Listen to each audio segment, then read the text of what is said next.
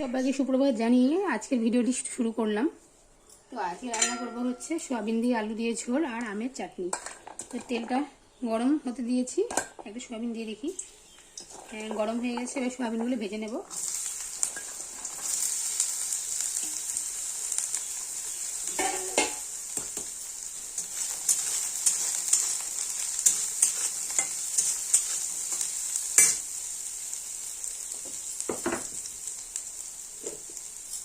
দিয়ে দিচ্ছি অল্প পরিমাণে লবণ,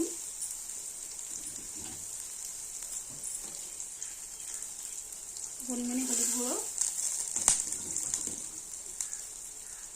ভালো করে একটু লাল লাল করে ভেজে নেব। তোমরা কারা কারা সয়াবিন খেতে পছন্দ করো আমাকে অবশ্যই জানিও। আমার ভালো লাগে, কিন্তু বেশি একটা ভালো লাগে না, আগে ভালো লাগতো বেশি। আমার হাজব্যান্ড খুব ভালো খায় সয়াবিন, আর আমার মেসোমশাই খুব ভালো খায় সয়াবিন। তো গল্প করতে করতে ভাজা হয়ে গেল, এবার নামিয়ে নেব।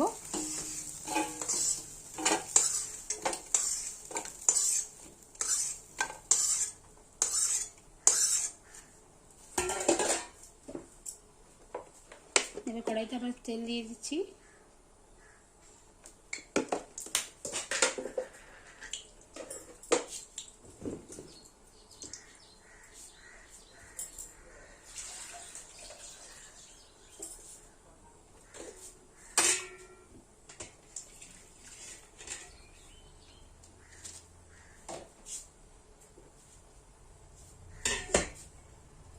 তেল গরম হয়ে গেছে, ফোড়নে দিয়ে দিচ্ছি সাদা জিরে,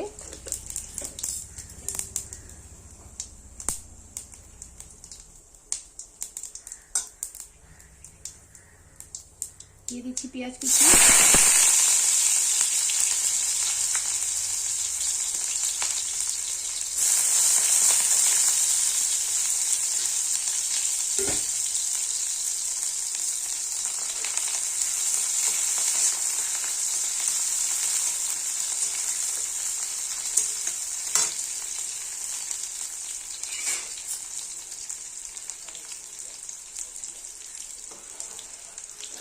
এদিকে ভাত বসিয়ে দিয়েছি।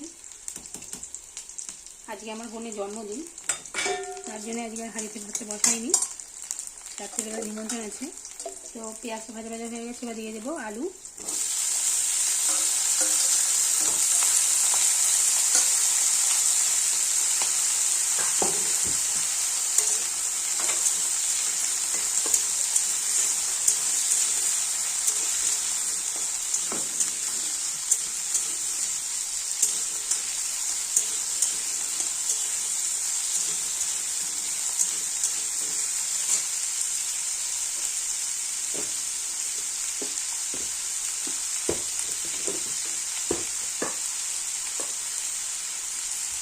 দিয়ে দিচ্ছি স্বাদ মতো নুন,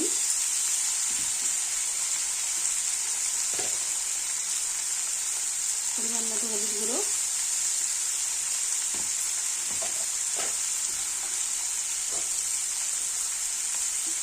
ভালো করে একটু ভেজে নেব।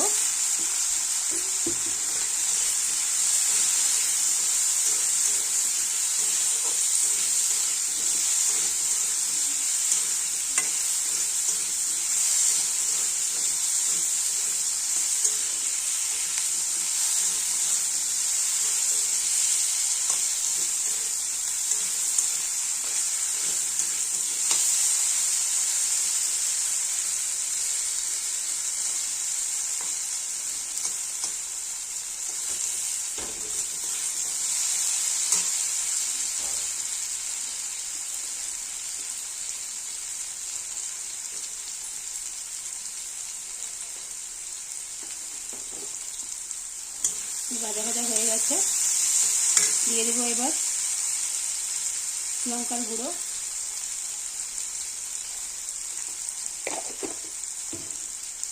স্বাদ মতো লঙ্কার গুঁড়ো দিয়ে দিলাম, কষিয়ে নেব।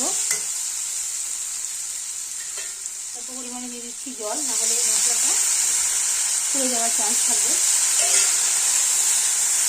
ভালো করে কষিয়ে নেব।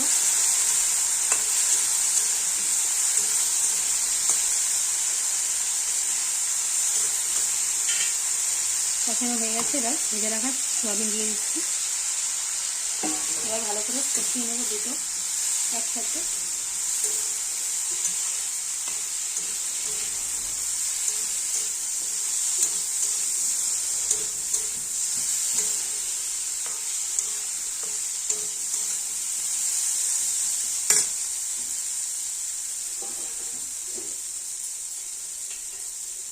কষানো হয়ে গেছে, এবার দিয়ে দিচ্ছি জল।